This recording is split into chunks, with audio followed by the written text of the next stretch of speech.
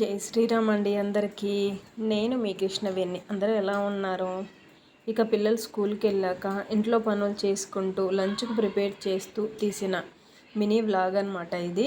ఇక్కడికి వచ్చాక పిల్లలకి స్కూల్ దగ్గర అండి, లంచ్ బాక్స్ పెట్టే టెన్షన్ ఏం లేదు. పిల్లలు 12:30కి అలా వస్తారు. ఆయన అయితే 1కి కానీ 1:30కి అలా వచ్చేసి అందరూ భోంచేసుకొని వెళ్ళిపోతారనమాట. ఇంకా మార్నింగ్ అయితే టిఫిన్కి ఉప్మా చేసి రాగి జావ కాచా, ఇంకా తినేసి వెళ్ళారు. ఇంకా వాళ్ళు వెళ్ళాక ఇంట్లో పనులు చేసుకుంటూ ఆరాంగా తీసిన మినీ వ్లాగ్ అనమాట. ఇంకైతే ఇంకా బట్టలు అవన్నీ నైట్ ఫోల్డ్ చేయలేదండి, చైర్లో అలానే ఉంటే ఇంకా బట్టలన్నీ ఫోల్డ్ చేసి ఎవరి వాళ్ళకైతే సర్దేస్తున్నాను.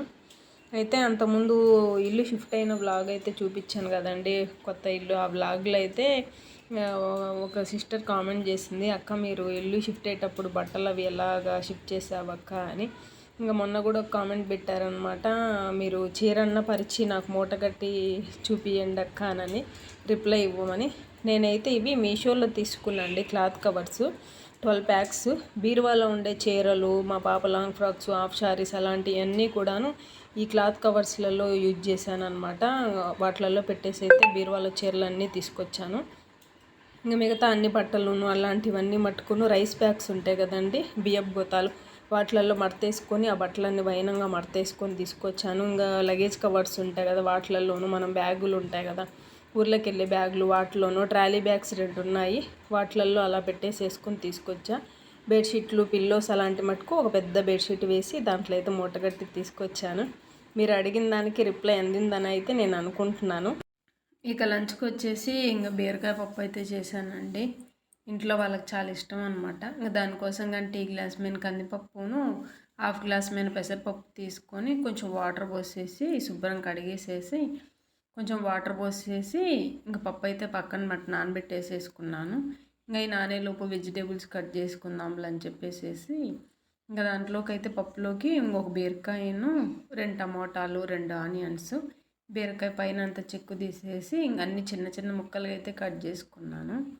ఇంకా దాని తర్వాత స్టవ్ వెలిగించి కుక్కర్ అయితే పెట్టేసేసుకొని 2 టేబుల్ స్పూన్స్ మైన ఆయిల్ వేసేసేసుకొని, ఆయిల్ కొంచెం కాగాక కొంచెం పోపు దినుసులు వేసేసేసుకొని, అవి కాగాక ముందుకు కట్ చేసుకున్న ఆనియన్స్ను, 4 పచ్చిమిర్చి ముక్కలు కూడా వేసేసేసుకొని ఒకసారి అన్నీ కూడా ఫ్రై చేసుకుని, దాని తర్వాత దాంట్లోకి బీరకాయ ముక్కలు వేసుకొని కొంచెం పసుపును, 1.5 స్పూన్ మైన కారం వేసేసేసుకొని ఒకసారి బీరకాయ ముక్కలన్నిటికీ పట్టేమైన అయితే కలిపేసేసుకున్నాను. చాలా బాగుండిద్దండి బీరకాయ పప్పు. ఆకుకూరలు వాటన్నిటి మీద కంటే బీరకాయ పప్పు చాలా టేస్ట్గా ఉండిద్ది అనమాట. మసాలా పప్పు లెక్క చాలా బాగుండిద్ది. ఇంకా బీరకాయ అంతా కూడాను ఒకసారి పట్టేసేసుకుని కారం అంతా కలిపేసుకున్న తర్వాత ఇంకా టమాటా ముక్కలు కూడా వేసేసేసుకుంటున్నాను. ఇంకా పైన కొంచెం జీలకర్ర వేసేసేసుకొని ఒకసారి అంతా కూడా మిక్స్ చేసుకొని ఒక 2 మినిట్స్ అలాగా పప్పు అంతా కూడాను టమాటా బీరకాయ ఒక 2 మినిట్స్ అలాగ మూత పెట్టి మగ్గనిచ్చాను అనమాట. దాని తర్వాత నానబెట్టుకుని పప్పు వేసుకుందాంలే అని చెప్పేసేసి ఇంకా దాని తర్వాత ఇంకా నానబెట్టిన కందిపప్పు, పెసరపప్పు వాటర్తో సహా వేసేసేసుకుంటున్నాను.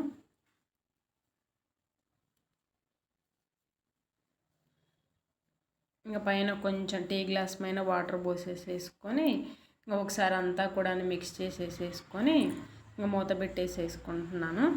ఇంకా 3 విజిల్స్ కానీ అలాగా, లేకపోతే పప్పు ఉడికేమైనా మెత్తగా అయితే పప్పు అంతా చేసేసేసుకోవాలి. ఇంకా నేనైతే చేసేసుకుంటున్నాను. ఇదిగండి, ఇలాగైతే పప్పు అంతా అయ్యింది మెత్తగా, చాలా బాగా వచ్చింది అనమాట టేస్ట్. ఇంకా దాని మీదకి అయితే ఇంకా కొత్తిమీర, వెల్లుల్లిపాయ ముక్కలు, కరివేపాకు ముక్కలు అన్నీ కూడా వేసేసేసుకున్నాను.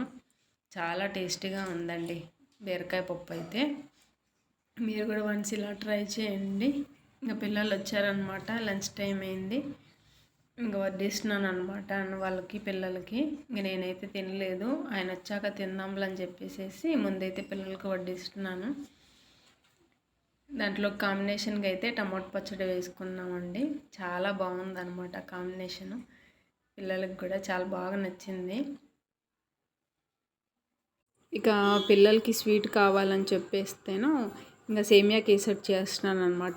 దానికోసం కానీ స్టవ్ వెలిగించి కడాయి పెట్టి 1 కప్ సేమియా తీసుకొని 1 స్పూన్ నెయ్యి యాడ్ చేసేసేసుకొని సిమ్లో పెట్టుకొని లైట్ గోల్డెన్ కలర్ వచ్చేలాగైతే సేమియాను ఫ్రై చేసేసుకుంటున్నాను. ఇలా ఫ్రై అయిన సేమియాను ఒక ప్లేట్లోకి అయితే పక్కన తీసి పెట్టేసేసుకున్నాను అనమాట.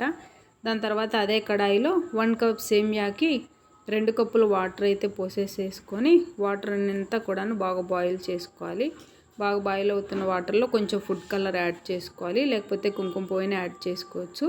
దాని తర్వాత వేయించుకున్న సేమియా అంతా కూడా వేసేసేసుకొని సిమ్ పెట్టేసేసుకొని సేమియా అంతా కూడాను బాగా ఉడికించుకోవాలన్నమాట.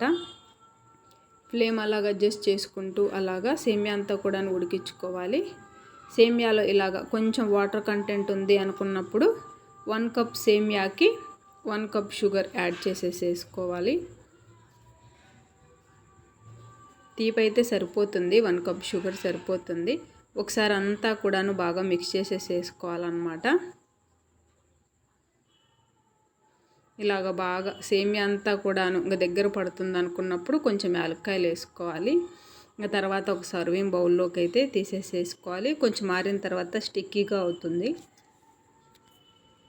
ఇక నేతిలో ఎంచిన జీడిపప్పు బాదం అయితే పైన వేసేసేసుకున్నాను.